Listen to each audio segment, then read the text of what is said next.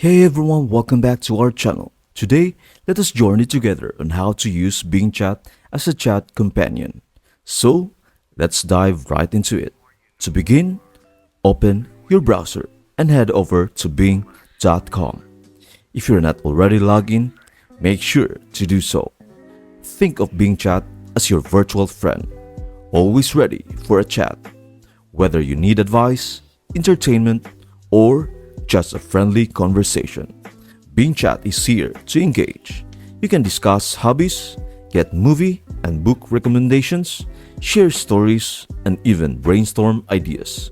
For instance, you can ask for hobby suggestions or request entertainment when you are bored.